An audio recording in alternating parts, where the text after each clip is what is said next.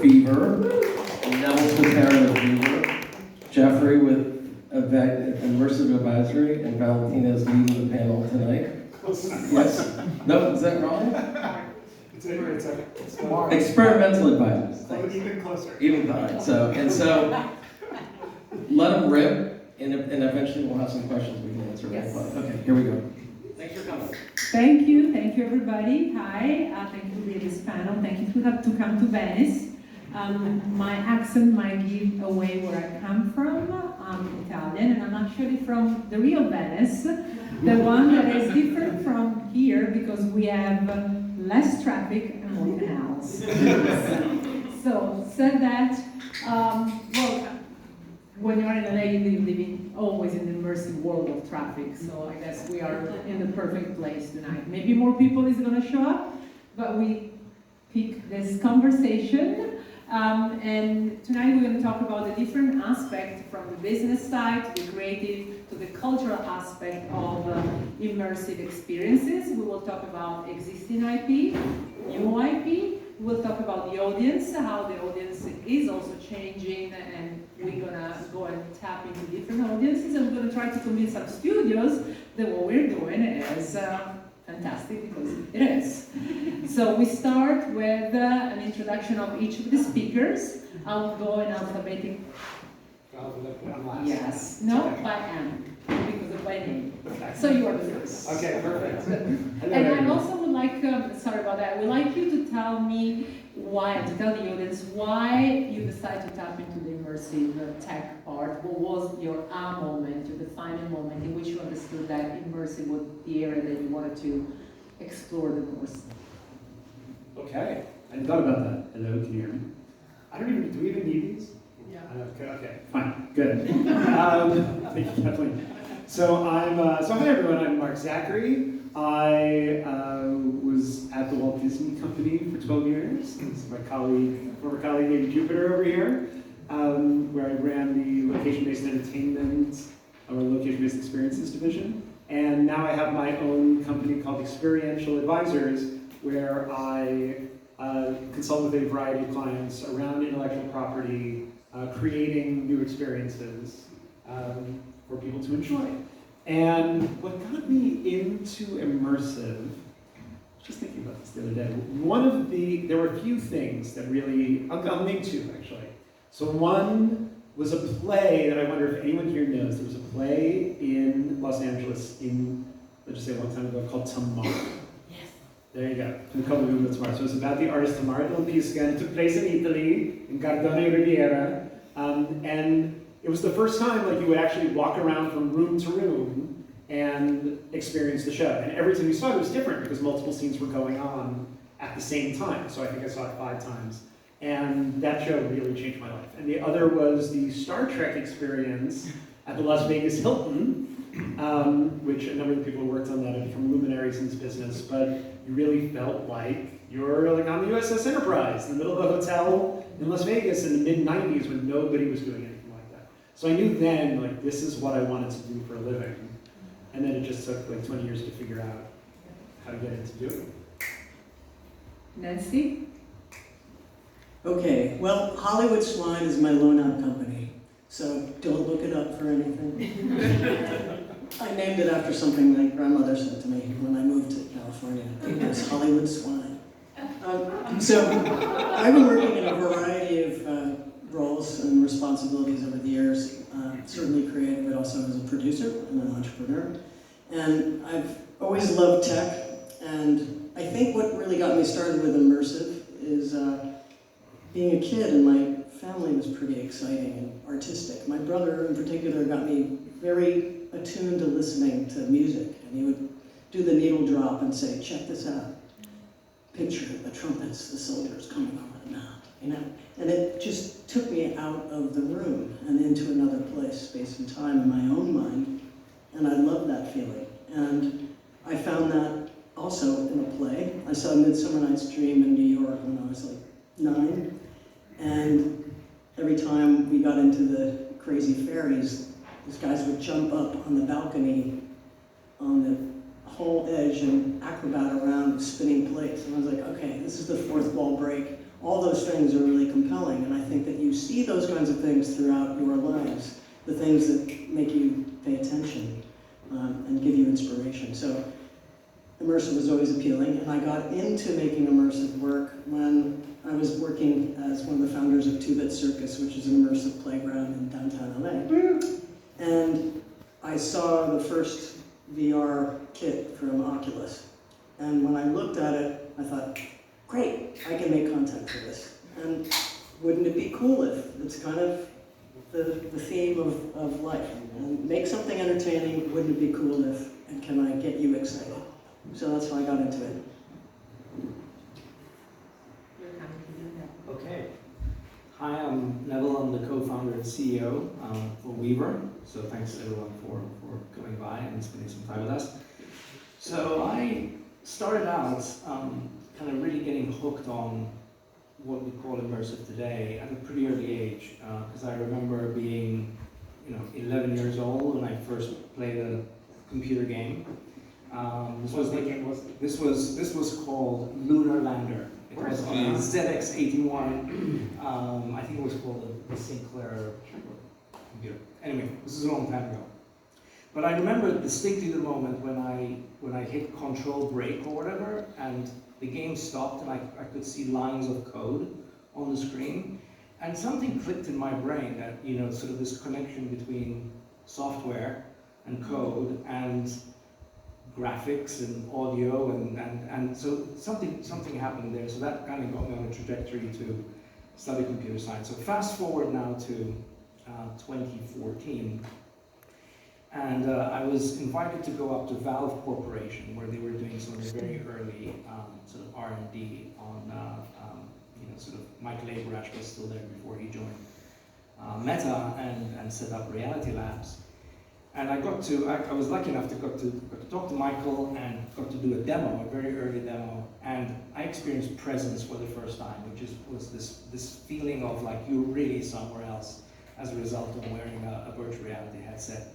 They had reached all of the thresholds of sub 12 millisecond latency. From that moment on, I felt like, okay, this thing, I don't know how long it's going to take for this medium to actually unfold and become a thing in the world, but I want to figure out a way to do everything I can to create for this medium. So that was the beginning for me. Hello, I'm Rob Shalhoub, or Fever, not Weaver. Fever Weaver. Fever and Weaver, Yeah. together forever. I'm the North American team lead for Fever, which means I have a portfolio of projects on the content side of the business that I oversee, the commercial aspects of. So how did I get into immersive? Well, I've always been very interested in storytelling. Spent 15 years or so in the film and television industry as a screenwriter and an independent producer. It's probably around 2014 when we converted one of our sound stages into a ticketed experience. This was right around the time when you started seeing these ticketed experiences popping up in the market, like the Museum of Ice Cream. I think Secret Cinema was also just around like hitting their peak at that time.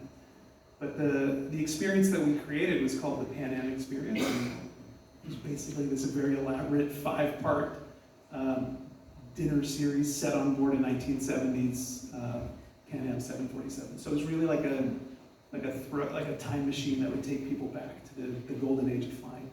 I really enjoyed helping to create that experience, and working on it brought me back to my sort of theatrical roots in high school and college, and I really just enjoyed being part of that troupe. So just sort of pivoted my career and ended up doing a few experiential activations for Warner Brothers and the Rolling Stones, and then it somehow led me to Fever, which is now one of the biggest players in immersive in the world. So you have, this panel is very well put together because there are so many different expertise in a different area of the immersive. So I'm going to start with an obvious question that's based on the title of this panel. So how immersive, from your different expertise, is going to redefine cinema? it's a constant redefinition. I think it's evolving all the time because the technology is evolving. And I think that, I guess I would like to know if we could digress for 1 second, just get a sense of what people are interested in learning about. Like, how many of you are actually creating immersive cinema or doing VR? Show of hands. Okay, so it's pretty technical, I guess, too. So, yeah, so just seeing how things have been changing over the years is pretty phenomenal. And I think that changes the way you tell stories and how you approach it, if that helps to jump off that conversation. I'd like to add that I think of like traditional forms of storytelling, whether it's a book or traditional cinema or television, even radio, it's sort of like a spectator sport, right? Like you're sitting in the audience and you're watching a production happen in front of you. And I think the difference is with immersive, not only is the environment surrounding you, but it's also affording you an opportunity as the audience to take part in that performance, right? And to actually influence what's happening, whether it's a VR experience or a live analog immersive experience. You are part of the story.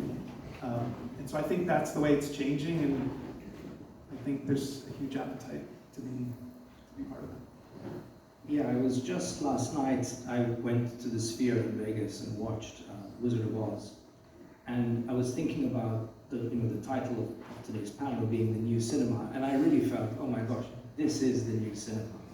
It's a kind of 1939 classic film, which by and large you're watching. You're not really quite changing the outcome. You're still watching a full feature film, which was an incredible film.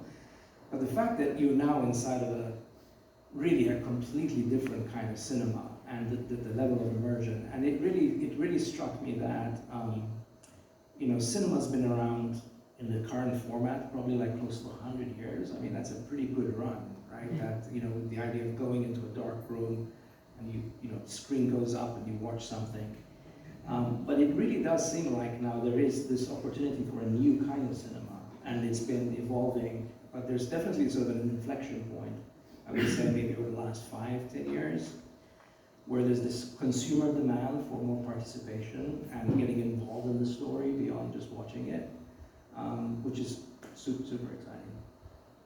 Yeah, I think just building on that is a great point. And Wizard of Oz, I'm hopefully going to go see it soon. And people, that they're selling, will sell millions of tickets for what is essentially it's almost like what we were calling 4D cinema for a while, even though it's not 3D. Like, I don't want spoilers for people, but things happen beyond the movie itself.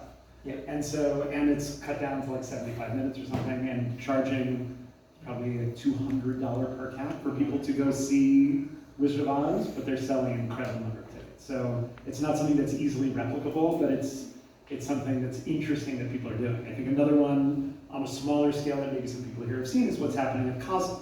So, if you go to Matrix, like, who would have thought you'd get like sold out screens of Matrix every day?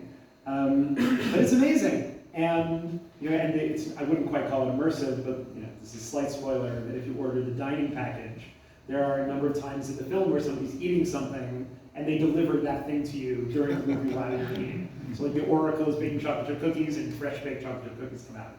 And it's simple, but it's like totally a surprise and delight. And that movie lends itself very well to that format. Willy Wonka is the next one. You can be sure that every studio in town is looking at Cosmo.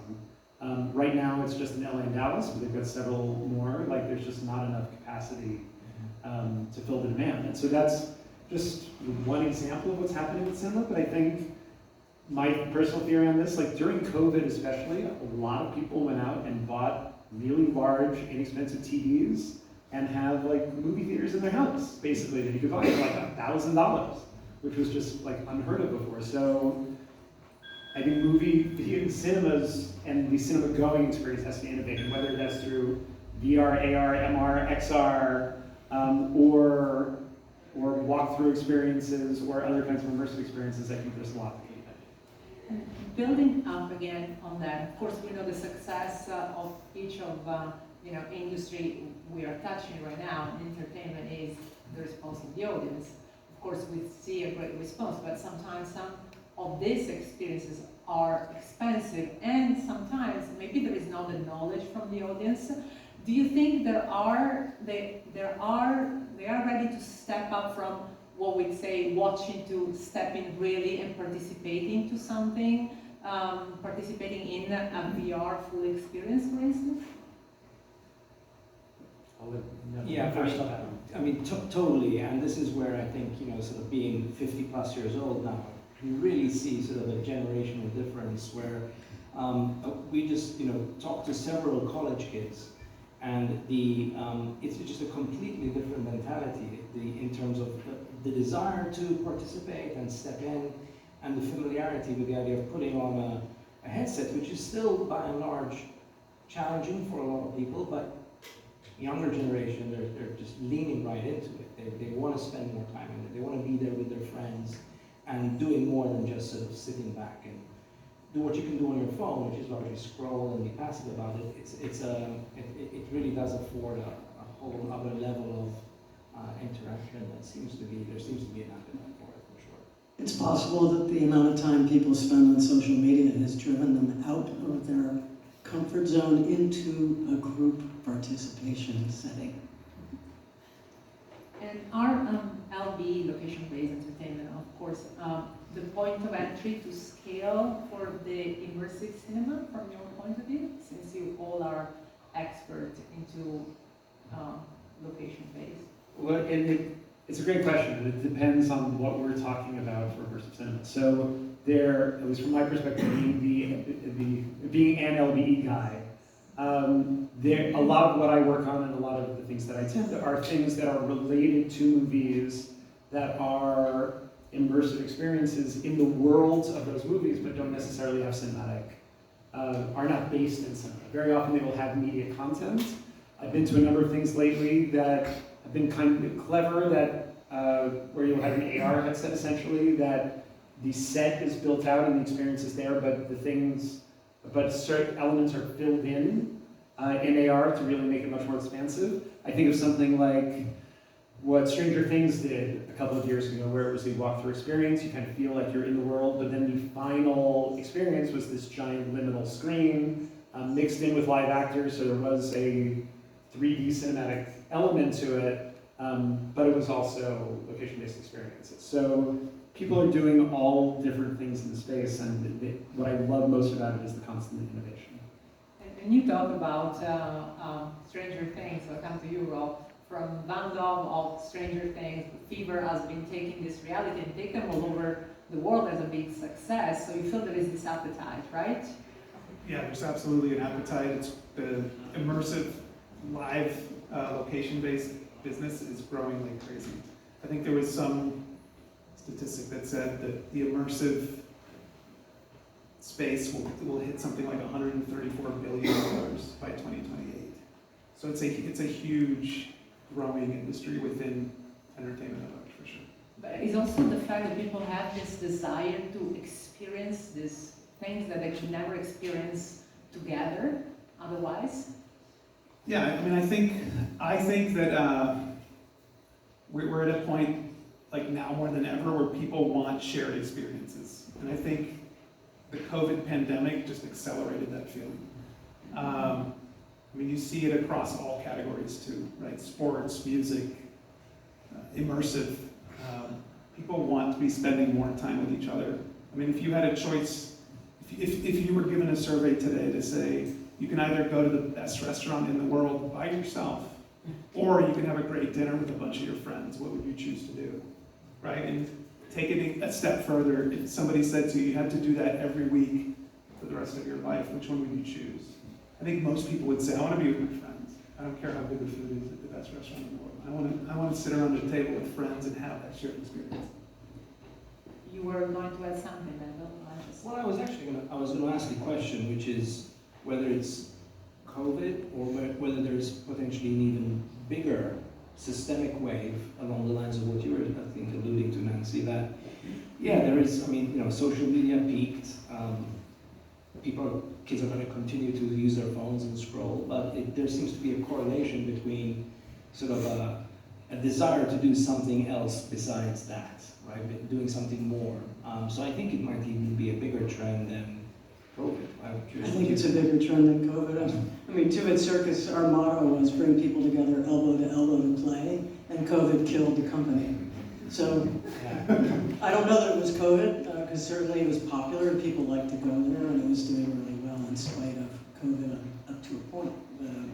But I think also to Fever's, kudos, the Pyramids of Corfu is a fantastically well operated experience, and I think for all of you who are creating, you have to think about what that experience is beyond just what you're building in the creative, but how people go through it, how they're going to participate in it, how they're going to enjoy it with one another. And it takes a lot of sophistication to run a smooth operation in a technical world. Thank you. I think that's a great example. It's funny, I was just thinking of that as we were talking about it. So like Horizons of Khufu, and there are other ones that Calypso is doing tonight with the Impressionists and Titanic, where one of the biggest issues that I think everyone in this room deals with when you're dealing with VR and XR, et cetera, is scale and throughput. And they're able to do these things where you're getting 50, 100 people in together at a time. I think today, actually, Interstellar Arc is opening in Vegas. So obviously no one here has seen it, maybe you've seen it, but no one else here has seen it yet because it just opened. I assume you were not there yesterday, or were you? Well, it was supposed to open yesterday. Okay. And that's part of the reason why I was there, but it got pushed out by a week. So there you go. I did Wizard of Oz instead. So yeah, so this is, and I mean, you can talk more about it. It's an immersive experience from Felix and Paul, who did the space station experience, the Infinite, which was like 100 people at a time. And they've done some of these things in a way where you don't feel isolated in VR, that you feel like you're able to share it with your friends. I'll just give, following Rob's comment, I did this crazy world trip that I just got back from, went to dozens of attractions. And I totally agree, like, people want to do fun things together. And a couple things, certainly one circuit I went to, the Team Lab experiences in Japan, for anyone who's seen those, that involve a lot of media, but also just feels like very communal, and a lot of things that people are able to do together. I was in Manchester, and I saw like 1,000 people at 5 in the afternoon, completely like decked out. I thought it was some kind of party, and they were all going to play bingo. That bingo, and you can look this up, is now like one of the hottest trends in the world. There's one here called Bingo Loco. I haven't done it yet, but it's like a rave for bingo players. And this is a big thing that I have not personally done, but need to. And Bingo Bongo was the one in the UK, and it's apparently huge. And then one other one, just tying into media and creation of media experiences, I went to the Pac-Man experience, which has its first location in Manchester. They're opening others. And you feel like you're in a Pac-Man game, that you are running around like Pac-Man. It is the best workout I've had in months. And it was really, really fun. So it's not necessarily cinematic, but it is involving media and some version of mixed reality, creating a really entertaining experience. Yes, you just went around the world pretty much. I did just go around the world. Yes, to try different experiences. Pretty So far, much. which one was the one that you were like, wow, this is the next big thing, it's great? Yeah, I mean, those were... And where? Yes, I mean, those were among the best. I went to Fantasy Springs, Tokyo Disneyland theme park nerds is certainly one of the best parks in the world. This was at Tokyo Disney Sea. And like a $2 billion incredible land where you feel like you're inside these animated movies. It's kind of spectacular. But there are large things and small things. I did the Traitors experience. For anyone familiar with the show, it's here, but it's a huge hit in the UK. And I went at like 12 o'clock on a Friday, sold out, and people really, really engaged in this experience. So people are looking for fun things to do with their friends. Well, your job sucks. I made it up myself. Yeah, actually, it's interesting though. I mean, you have to travel around the world, so I'm curious, like how many, even in LA, which is a major city, how many immersive experiences do we think there are out there? Just in LA? Just in LA. 10. How do you define immersive? Well, along the lines of what we're talking about, right? I mean, like, is Activate Games immersive? I don't know. Has anyone done Activate? It's now open in Culver City. Did you like it? Yeah, it was fun, like you said, you're running around getting your work done. Yeah. It was pretty basic, but it's fun. There are like a dozen of them. They just opened. It's interesting. This is part of the problem is breaking through. So it recently opened in LA, and I've done it in other cities. It's like a lot of fun. It's a great thing to do with your friends. So you think it's more than 10, 50 was? Yeah, I think so. Like 50, which is interesting, right? So okay, so this idea of a new cinema is probably happening a lot more than most people even Probably realize. filling up Yeah. more cinemas and more theater than what normal cinema is Right. doing at some point, right? I Yeah. mean, has anyone been to the Cortege? So Cortege is this weekend. So I'm not promoting Cortege. I haven't been yet, but it's like a 2-hour immersive funeral procession with drones at the LA Equestrian Center. There's lots of stuff. A lot of it is available on feverup.com.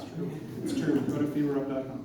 I said we have to do something about mercy traffic in LA. I'm sure people is doing a lot of it at some point. Somebody was doing a traffic, was it Hollow, it wasn't Hollow Viz, wasn't Hollow Plot, it was Hollow Ride, where, I'm sure Ted Shilowitz did Hollow Ride, where you would put on, like if you're sitting in the back seat, you'd put on VR glasses, and it would, as you drove around, it would track what you're driving, so you were basically playing a game. Not for the driver, but for the passenger. We have another thing called the jury experience. I just did jury duty yesterday, by the way. Thank you. Thank you for your service. Yeah, thank you. And it was so boring. I spent the whole day doing nothing. But now we have this experience that we sell tickets to called the jury experience, where you actually get to sit on a jury. So it's a little more interactive and fun. But you get people paid But to for jury duty. but to your point, I mean, we're making experiences out of traffic and now jury, and who knows what's next. Back to the point of everything is evolving, all those different experiences, whether they're theatrical, physical, walkthrough, environmental, or in some sort of cinematic form, they're all beginning to feed off of each other on ideas and how to tell stories well. And so I think these things are all merging and shifting, and the technology helps to drive that. And you just think about AR glasses, and you think about Meta's glasses, and that Vision Pro is going to do a little shift to glasses, and that all these things are possible. How are they all going to come together? But I think cinematically, it's not just theater. The theatrical aspect of the cinematic experience is certainly important. The new cinema, we're talking about cinema. We're talking about visuals, right? And I think there'll be a lot of influence from the non-cinema world in terms of theatrical engagement and storytelling, but it's still working its way. So given it's working its way, a question we often ask ourselves at Weaver is, when is there going to be the first true immersive blockbuster? Right. So in order for it to be a blockbuster, I mean, we're celebrating what Jaws is. And sorry, is it Yeah. going to be an existing IP or is it going to be a new IP? On a new IP. Who knows, right? And I guess part of it, for it to be a blockbuster, by definition, you probably have hundreds of millions of people around the world who have experienced that show. It probably means it needs to, like Jaws was able to become a blockbuster because there were enough cinemas around the world where enough people could go, and it's like, okay, all of these people got to see this one show.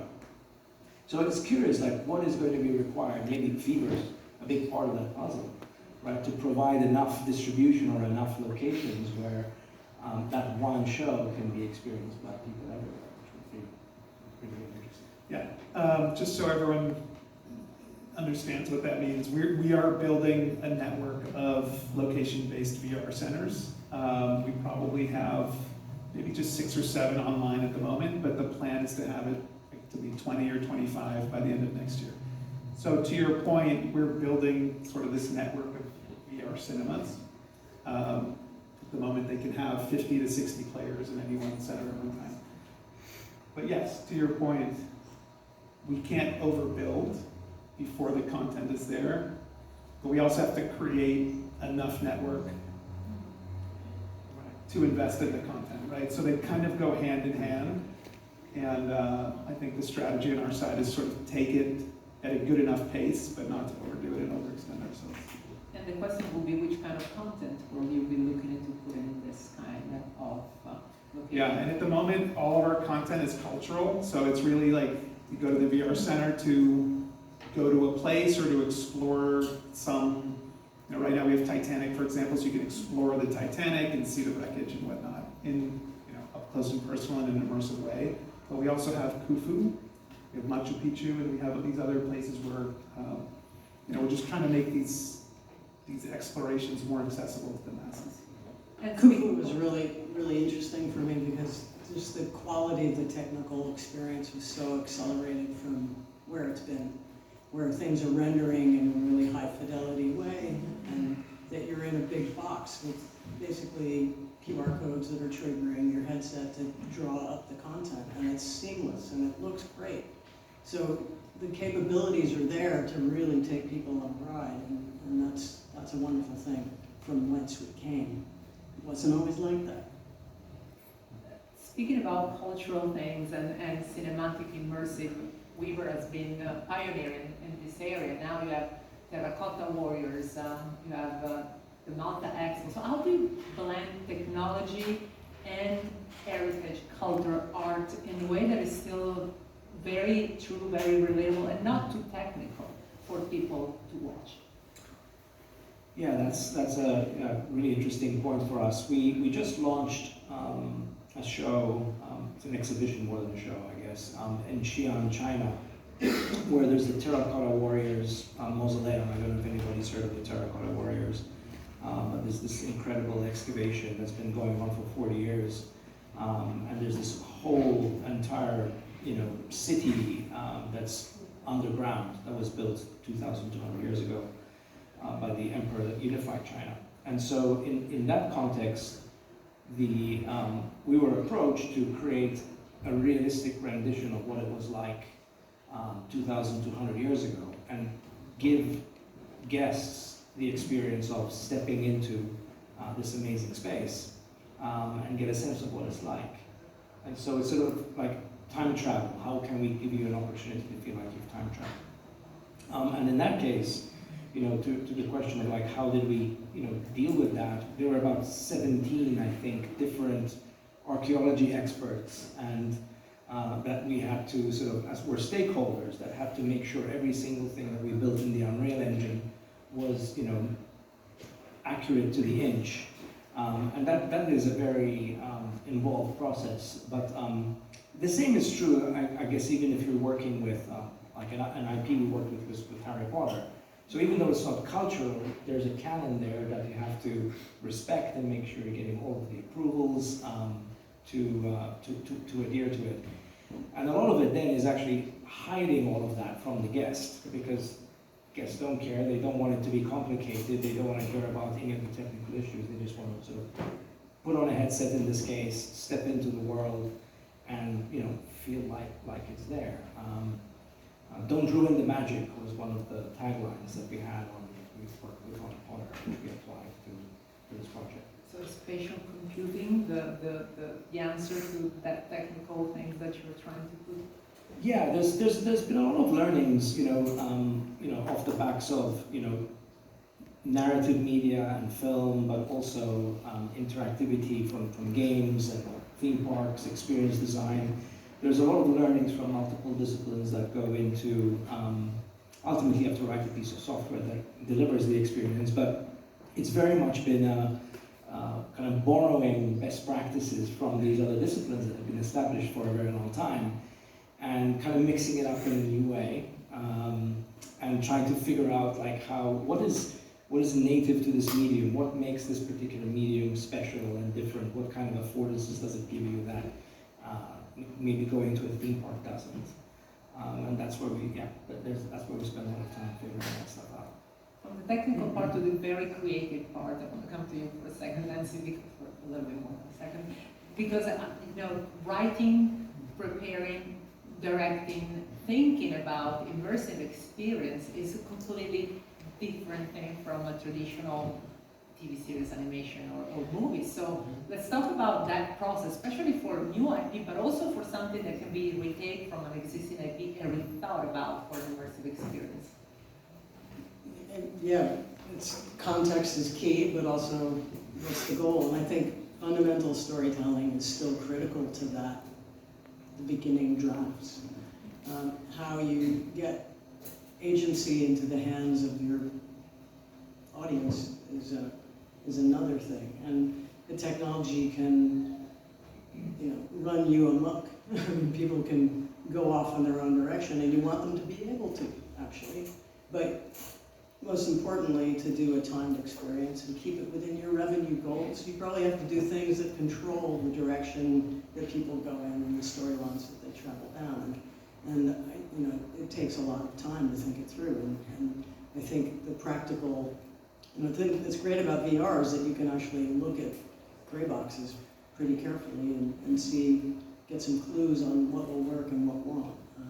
But it's not trivial. And you have to think with eyes on the back of your head. And you have to think not just about story, but the logistics of dealing with technology and motion and where you can walk and what you can see.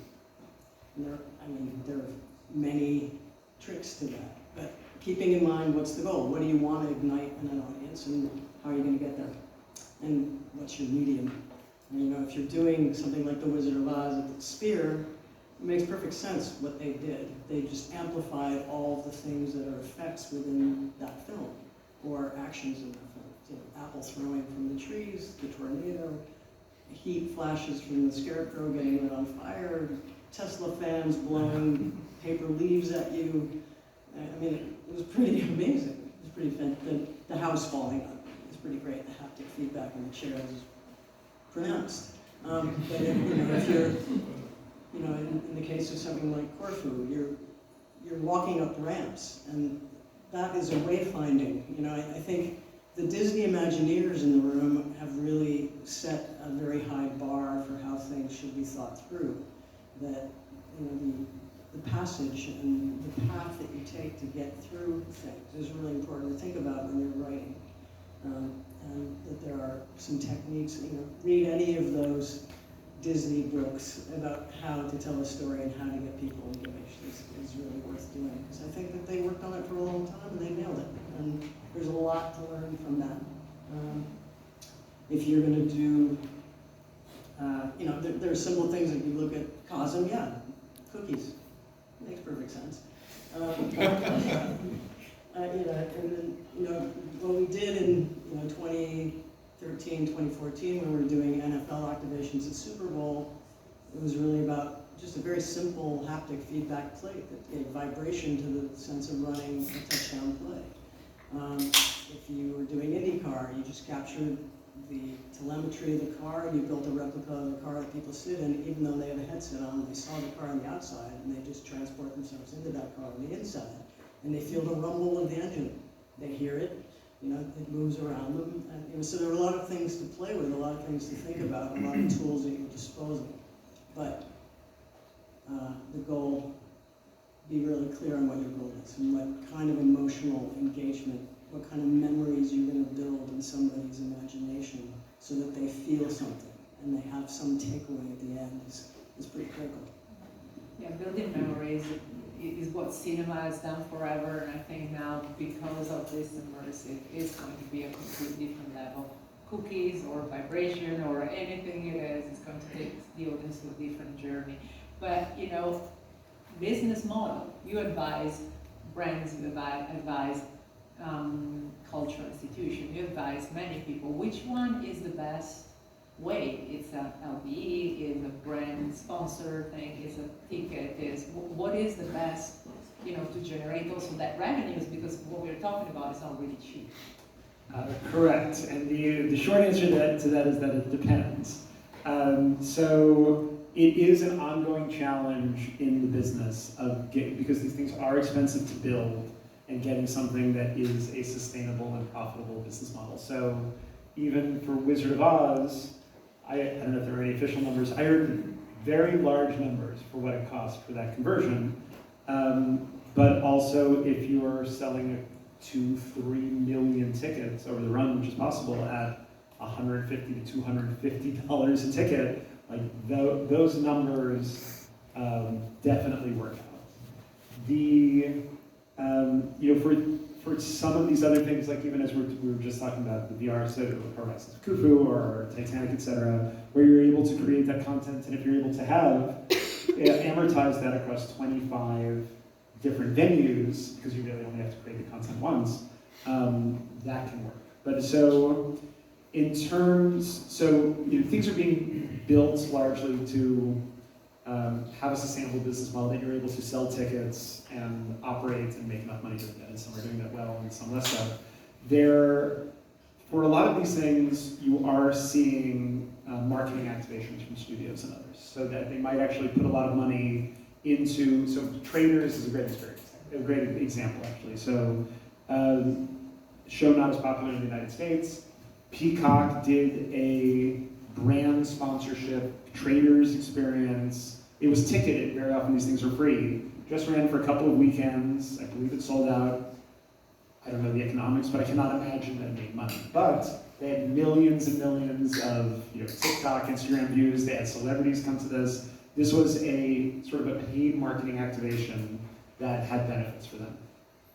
That may have been part of the inspiration as well. Now there is a self-sustaining paid experience in London that's doing very well, and so sort of combine those two, I would not be surprised if you see something similar in other cities.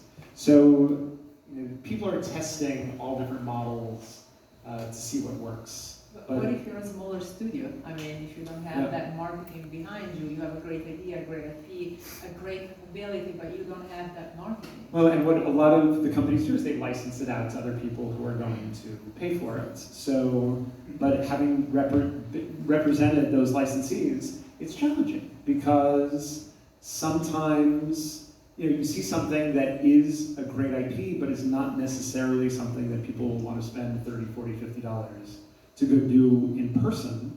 On the other hand, you get the exact reverse. So like, this was a couple of years ago, Saved by the Bell, which I'm sure some people here remember, but it's like, who would have expected that a Saved by the Bell experience would be exciting? And they recreated the sets and basically served like burgers and fries and charged $50 for it. And sold out because people could take pictures and say, look, I'm here and Saved by the Bell. So people are just testing all different things. There's a Golden Girls experience that's, I think, for Halloween that's opening. You got Netflix and King of Prussia. And yes, and in 2 weeks I'm going to go to Netflix House and King of Prussia. And then there's another one opening in Dallas. So they're taking over old big box retailers big box retailers are just old department stores and making like mini theme parks in malls. I think the cost is a barrier to really cutting your teeth and polishing them as creators. And one of the ways that I was able to learn a lot about VR making is that they were branded experiences. They were activations, and they were experiential, and they were very ambitious, and they were usually using tech that hadn't been tried and true or introduced to consumers yet. So you had sponsors like Samsung headsets, and you had a combination of the NBA and Verizon. Verizon spending a lot of money with the NBA wanting to do something fun, and then the headset comes into play, and you scramble to put together a pitch, but they pay for that. And so I think it is a quandary. I think the tools are a lot easier to access now to make things in a low-budget way. Certainly you've got AI capabilities now, but when I think about the content quality that I saw in the early days, Weaver just had it locked and loaded. I always admired what they were doing cinematically. You'd see something like The Blue, and it just looked great. The fidelity was fabulous. The first experience I had in the HTC Vive was Blue in their offices, and it just looked great. And that goes a long way. I think it's important to have a great looking product. People are forgiving for some things, but you want to take people on a journey where they're outside of their own world into yours. It's good to really make it vibrant. One thing which is interesting about the quandary you're saying, though, is there's definitely a whole range of kind of price points from a production perspective. I mean, probably Wizard of Oz is on the extreme end, $100 million writers, right? But you can make the economics work at that scale. I think what's kind of exciting for young creative studios that are interested in the space and want to figure out how to make something that's going to make money and survive. It is actually possible now. The cost of production on these things has really come down. And on a unit economics basis, you can work with $1 million budget. You can probably work with $500,000 budget. And I know that Khufu was made by this company in France, Excurio, who had previously done a show based on Notre Dame. And they did that when the cathedral was closed because of the fire. And on a much smaller budget than that, they were able to create an experience of a virtual guide through the cathedral, and they put it up right outside of Notre Dame in the parking lot. And on a unit economics basis, it was profitable. So they made a lot of money from one location, and then they were able to scale it and tour it. So it's kind of an interesting thing if you can figure out how you can make sure you're not losing your shirt in one place, and then you can take it on the road or set it up. It becomes a very interesting possibility. Well, and to that, and more I'm seeing experiences that combine both. So like I just went, there's a new Cleopatra experience that was in Madrid last week. And so some of it is projections, some of it is actual, artifacts or replicas of artifacts. And then there's a seated VR experience, and then there is a walkthrough VR experience. So you're doing all different things in one place, and so it's part of a larger experience, and that also, like the person I was with, gets sick in VR, but was still able to enjoy the other 80% of the experience, and they were able to opt out.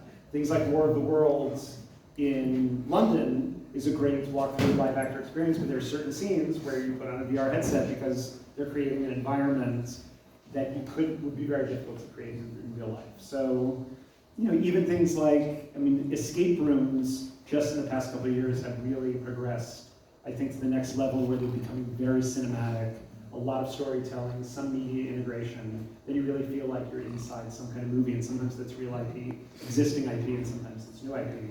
So there's all different venues for storytelling. We'll come back to the AI topic in a little bit, but I want to ask an extra question about pop-ups or permanent location. So when I'm looking at you right now, obviously because you guys are, on top with the pop-ups, but this location that you're going to open are going to be more permanent, and should we expect later on like a sort of like going to the cinema? You have the screening, and every sort of time we're going to have a new experience coming up more and more, and Yeah. On the topic of pop-ups versus permanent, like Mark said, it depends. It depends on what the experience is. Some content lends itself more to just being a pop-up and having 3 months, 6 months, 1 year run, whatever it is. Others, like our VR centers, deserve permanent build-up, right? And then, because there's quite a bit of CapEx that will go into just building out the space and having it permanent and whatnot. So it takes time to amortize that cost over the course of the month. We are also investing in pop-up VR centers as well, as a side note. But to your second point, what was the question again? well, it's going to turn a permanent location if we're going to expect to have like a cinema, program, right. like a cinema. So yes, the answer is yes. We will have, when the technology allows it, we will be able to just sort of walk in and say, I want to buy a ticket for Machu Picchu or Titanic, and people will be able to go in. Right now, you can go in and have one experience with a group of, like, say, 50 or 60 people, and then the following hour, we could do a different piece of content just by pressing a button and switching the content. But we are working on a platform that allows people to go in and have simultaneous experiences of different content at the same time. And there's an overlay technology called the crowd management system that allows each person to see each other. And so right now, you can only see people within the content that you're in, but we're working on the system that allows you to see across the content. I'm going to ask a couple of questions, but I just want to get the audience ready for their questions, because after this, I'm going to come to you. AI, of course, we are all fed up of hearing the world, but it's there, it's going to be there forever, it's inevitable. So I was gonna make sure that, you know, the use of AI and generative tools in general are not gonna make the experience kind of sloppy, and they keep, you know, the real thing, you know, the real feeling that you are trying to create right now. The Wizard of Oz experience uses AI to build out the other edges of the frame and the dome, and it does it very effectively. Nobody else wants. Well, I mean, it comes up in a lot of discussions that we have. So far, what I've seen is that a lot of big licensors, they have teams of people trying to figure out AI, but are hesitant to incorporate things, at least on a live perspective. We were just talking about some attraction where we said, oh, we'll let the audience members like yell things out, and with AI, it'll change what you'll see in the room, and the answer was not a chance. And even with all of the, you could put in all the guardrails and there would be nothing inappropriate, they just did not want that level of unpredictability. I'm gonna work on that. I think we'll get there eventually, but it's, there's still some hesitation. We're using AI in a few experiences, but in very small ways. So like one example, we did this thing in Montreal called Miroir. It was like a walkthrough interactive museum. Did you go to it? No, it was a Moment Factory. Okay. That's great. Yes, Moment Factory. So there's a part of this experience where, I forget how the terminal looks, but it asks you a few questions, almost like a Mad Lib style questionnaire. And then when you get to the end of the experience, it delivers on a screen a haiku based on the questions that you've answered. So obviously it's a very small way, but it's controlled and it's personalized, which is, I think, really nice. Another Moment Factory experience we just launched last week called Aura in San Francisco. It's in Grace Cathedral. We have a web app, companion app, and in that app you can take a selfie inside the cathedral, and it will generate like a stained glass window version of the selfie that you just took, and you can keep that as a keepsake. So just small controllable ways to use AI, I think, help personalize something, and but obviously the technology is much more powerful than those two examples, and it's really exciting to see where AI can take us. I have some ideas. I produced an experience for a company called Super Plastic, which is in Las Vegas, and the budget was pretty lean, and so we did a walkthrough that was interactive called the Dopamine Pleasure Institute. But at any rate, we generated AI voice of the characters. It was all animation IP, and we took the characters and built an animation platform for them to interact with the audience. Which I thought was pretty powerful and really effective. Too bad the company went out of business. But that's what happens. We list all the beautiful things that the immersive world and the immersive world turning to cinematic more and more can give us. But let's talk about the hurtful, the difficulties, the problem that people have maybe when they wear VR. Because it's true, or the limit that VR has for age. You cannot put a child on a VR because of, the effect on the stroboscopic light. And so let's talk about a little bit of the things, and let's add an extra level. I'm someone who has problem with VR, but I get nausea like many people do, but I've tried a 6 DoF, and I did try it, and it's completely different. I mean, this space, the possibility to move within the space is great. So is that going to be also the next step? Is it even more expensive? So 2 or 3 topics here. Yeah, I mean, there's definitely, if you just look at the last sort of 10 years and the evolution of headsets and the amount of investment that's going in every year, I mean, the devices are getting better across many axes. But it's still, even with the best headset you can buy today, it's still this thing that you have to wear and you're covering your eyes, and especially if you have long hair, it's going to mess up your hair, and it's really, there are so many aspects about the headset as a form factor that are challenging. Now there's a very different though, but each year it gets better, and the threshold though, the payoff that you get from having a well-designed immersive experience that doesn't make you sick, that actually elates you, the payoff is so much higher than the friction and the threshold that it's just going to totally be a very popular medium over time. There's no question. And the form factor is getting lighter and smaller and easier. So there's a number of things which are challenges and have been challenges, but it's all being worked away. I'm sure you're also seeing this at Beaver in terms of like, why is it now? Why does it make sense now and not 5 years ago? Like even just the cost, the economics of it. Like having to wear a backpack, now you don't have to wear a backpack anymore because you can just run the experience in the headset. Yeah, I would say the technology is catching up, the form factor is catching up.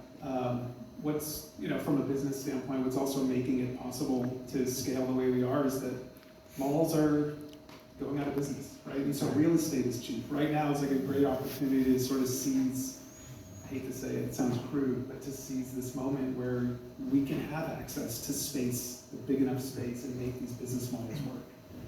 So timing is really good.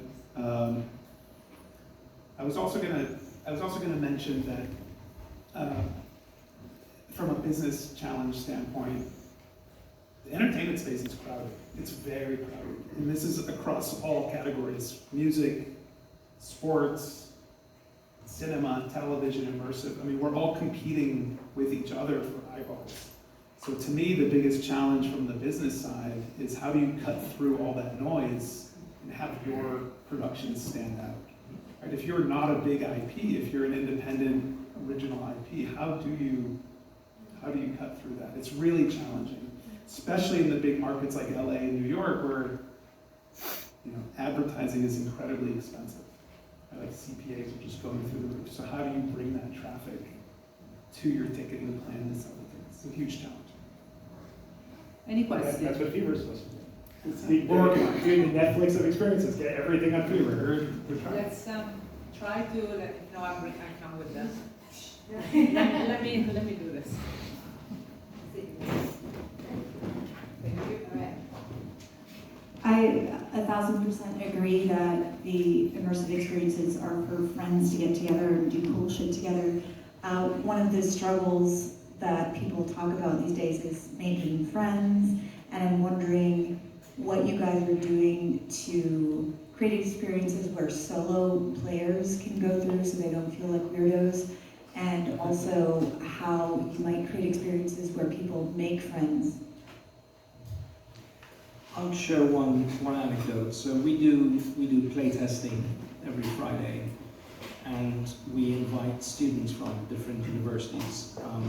And when they show up, they don't know each other, right? And within 10 minutes of being in VR together, they're laughing, high-fiving, and then they're exchanging contact information afterwards.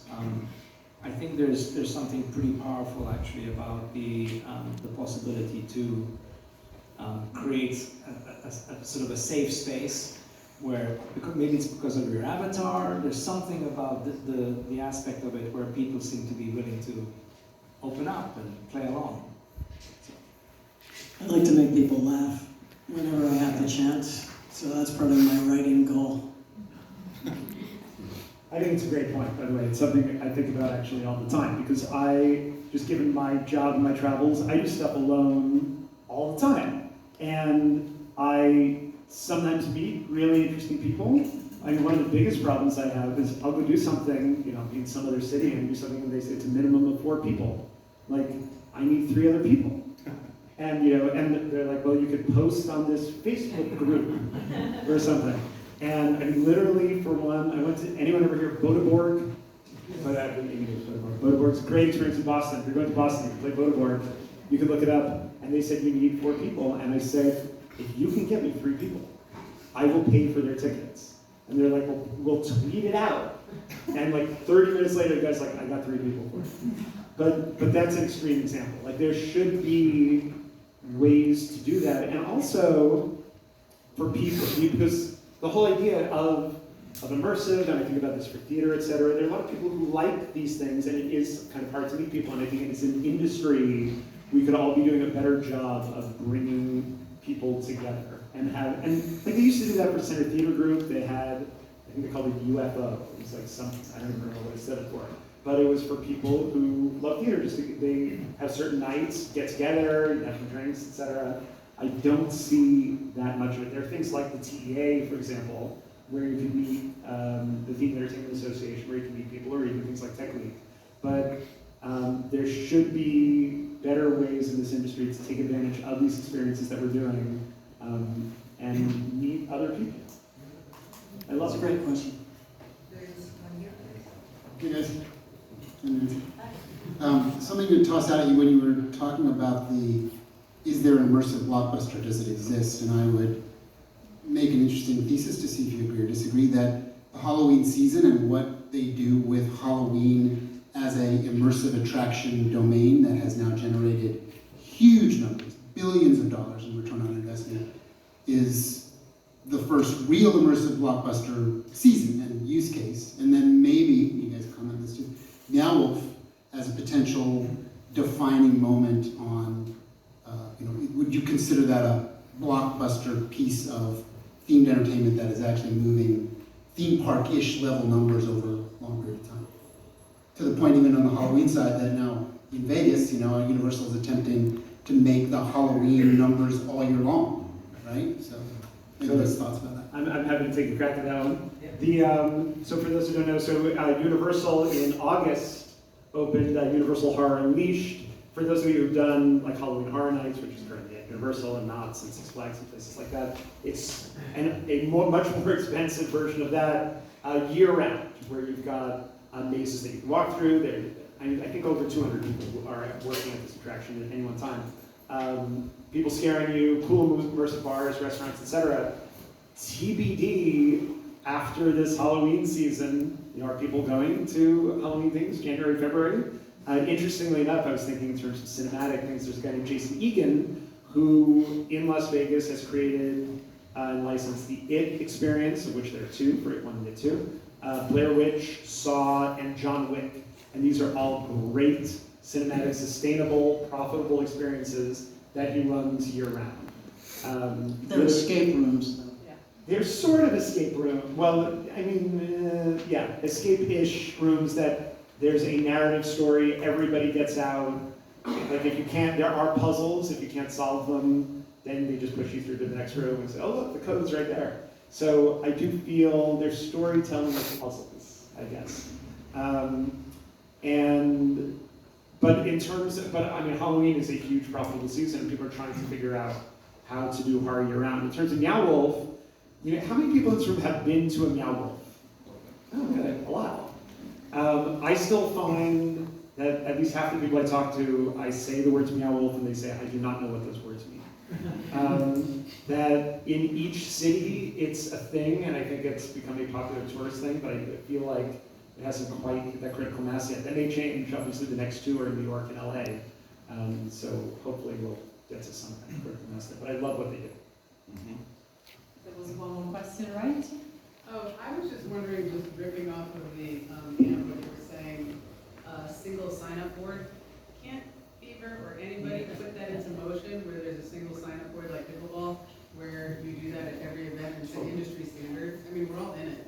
Why has that not been available? So you can not show up singly. I mean, it's a dating service too, right?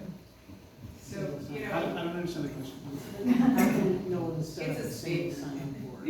Single sign-up board. When you go to a show by yourself. So if you're going solo. Oh, I see what you're saying. Yeah, it's like, why have we not figured this out? It seems so obvious to have that for a throughput, another way for throughput too. That's a really good point. I mean, so the show we opened in Xi'an, if you show up, it's 8 people at a time, right? And you're pulsing groups of 8. So if you show up with, I don't know, a group of 4, and then another group comes in and there are 3, and there's an empty slot, and there's somebody there waiting who's alone, they can join the group. There's nothing inherent about. But nobody talks. Nobody talks. Well, once you're this is the interesting thing though. Like maybe it's a younger, maybe because college kids are college kids, but like we find that kids that don't know each other start interacting and talking to each other. Yeah.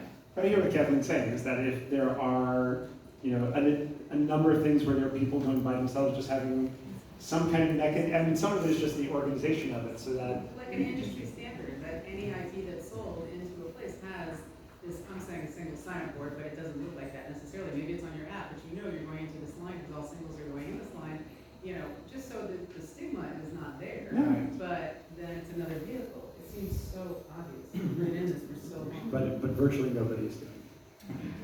Every Every ski resort has a singles line. That's right, there's like the single rider line at Disneyland, but it's not quite the same thing. But you're right, because people might just not know. Where people can get together and start talking I again. mean, everybody talks about Tuesday at 10 being the threshold. Is it successful or not?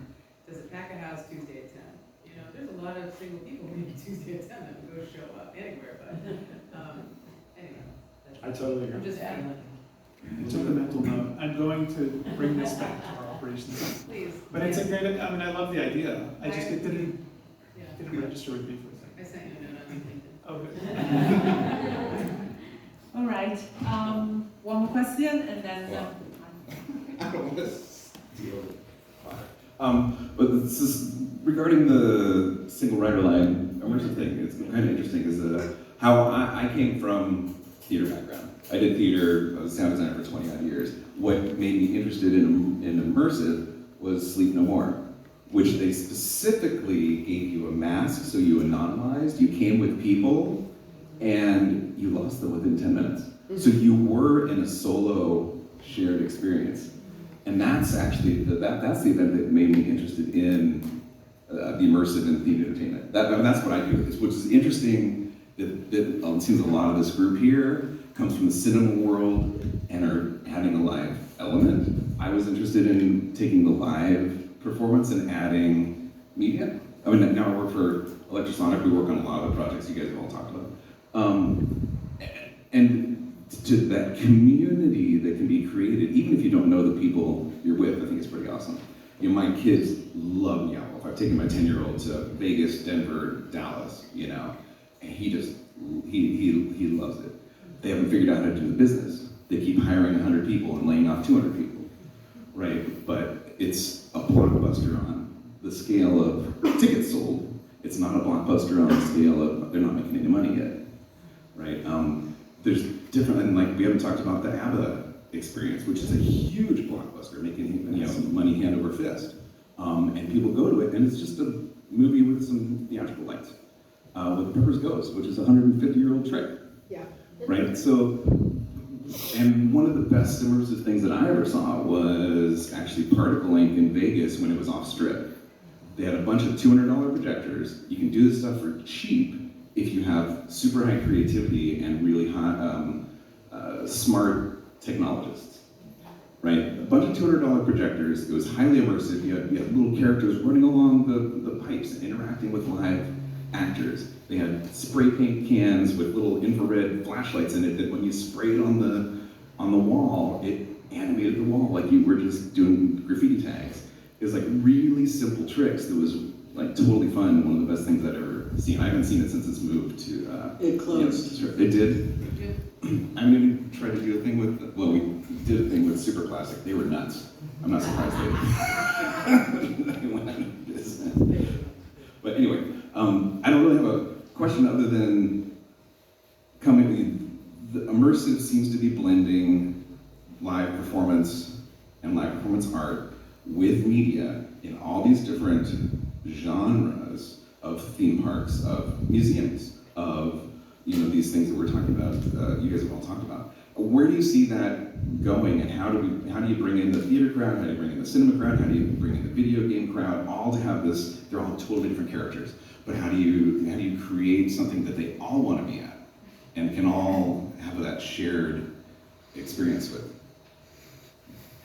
Sorry, random long question. Not everybody likes Stravinsky. I mean, It's great, right as spring, man. People have different tastes. You can't please everybody. Yeah. You don't have to, but somebody likes Stravinsky that also likes the Beatles, that also likes, K-pop and demon hunters. Yeah. The average. Me, but. Yeah, me too. But I'm just saying, you can't please everybody, so you just do the best work you can. I actually have the answer to that. I love that. But I can't share it with you. It's worth way too much. No, I don't have the answer to that. It's a great question. Well, I think what Nancy was trying to say is that you don't want to make something for everybody. But there are things out there for everybody.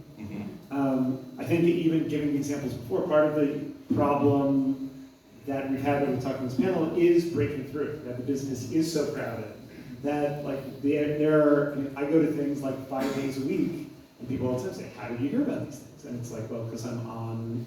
Because I go to Fever and I go to Immersive, no proscenium, and I know all of these places to go and look, but it is hard to do it. But Apple Voyage actually is something that we didn't talk about. That's a great example. That is something that is very cinematic, that is very immersive, that is bringing in loads of people who never would have gone to an ABBA concert. That they're selling millions of tickets with something that allegedly cost 150, 175 million dollars, but has also allegedly recouped. That they're selling 3,000 plus tickets for every performance. They're doing it again with KISS, R.I.P. Ace Frehley. And we'll see where these things go. I mean, everyone, and I know of a number of other things in development that people are planning that are really, really exciting. But some of it is execution, and some of it, I've seen great things come out that nobody goes to, and things that are okay, that do very well. And it's a combination of a lot of factors. Certainly the IP and execution is a big part of it. Sometimes it's marketing, sometimes it's location, sometimes it's the demo. Cultural moment. Yeah, and sometimes things will do well in another country and not do well in this country or somewhere else. So, people are testing, but I feel like people are getting it. I like to think people are getting it right more than Luke, I think, and learning quickly, and I feel like the experiences are getting better every year. But I will say, through a recent experience at Fever, sometimes you don't want to do something for everybody either. We tried to do something, I'm not going to talk about this part, but we tried to sort of thread a needle between doing something for adults, or do we want to make it family friendly, and then we sort of landed in between, and it's not attracting people we want. It's almost better sometimes just lean into one or the other.